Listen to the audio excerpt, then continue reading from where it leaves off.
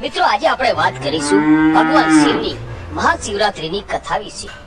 સૃષ્ટિના સંહારક શિવજીને ત્રણ મુખ્ય દેવોમાંના એક માનવામાં આવે છે।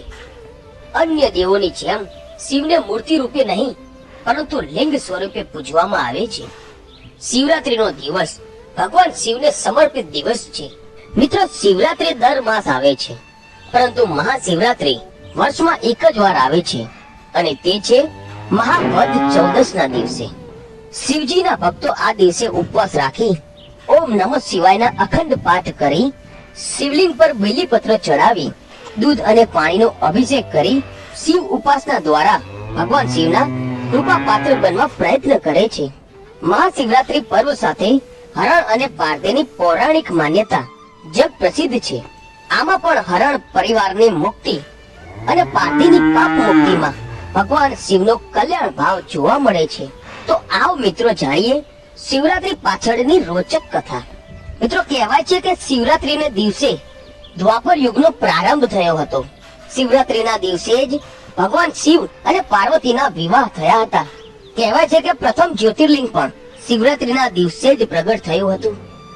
એક કથા અનુસાર સમુદ્ર મંથન સમયે સૌ પ્રથમ જ્યારે વિષ ઉત્પન્ન થયું ત્યારે દેવો કે દાનવો તેનો કોઈ સ્વીકાર કરવા તૈયાર ન થયા, કેમ કે આ વિષ એટલું ખતરનાક હતું કે જો તે પૃથ્વી પર પડે તો સમગ્ર પૃથ્વીનો નાશ કરી દે।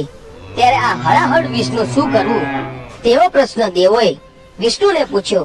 ત્યારે વિષ્ણુ ભગવાને કહ્યું કે તમે શિવજી પાસે જાઓ। ત્યારે દેવો શિવજી પાસે આવ્યા ત્યારે મનુષ્યના કલ્યાણ માટે આ સમગ્ર પૃથ્વીનો નાશ થતો બચાવવા માટે ભગવાને હળાહળ વિષ પી લીધું।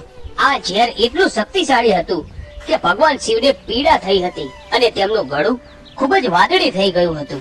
આ કારણથી ભગવાન શિવને નીલકંઠ કહેવામાં આવે છે। ત્યારે ઉપચાર માટે જાણકાર ચિકિત્સકોએ દેવતાઓને સલાહ આપી કે ભગવાન શિવને આખી રાત જાગતા રાખો। આ વિષ તેમના પેટમાં ન જવું જોઈએ। ભગવાન શિવને આખી રાત જાગતા રાખવા માટે દેવતાઓએ વિવિધ નૃત્ય અને સંગીત વગાડ્યું અને સવાર થતા જ ભગવાન શિવ તેમની ભક્તિથી પ્રસન્ન થયા। ભગવાન શિવે બધાને આશીર્વાદ આપ્યા। શિવરાત્રી એ ઘટનાની ઉજવણી છે જેમાંથી શિવે વિશ્વને બચાવ્યું હતું। ત્યારથી આ દિવસે ભક્તો ઉપવાસ કરે છે। મિત્રો બીજી પણ કથાઓ આ શિવરાત્રી સાથે જોડાયેલી છે। ગરુડ પુરાણ મુજબ શિવરાત્રીથી એક દિવસ પહેલા ત્રયોદશી તિથિમાં શિવજીની પૂજા કરવી જોઈએ અને વ્રતનો સંકલ્પ લેવો જોઈએ।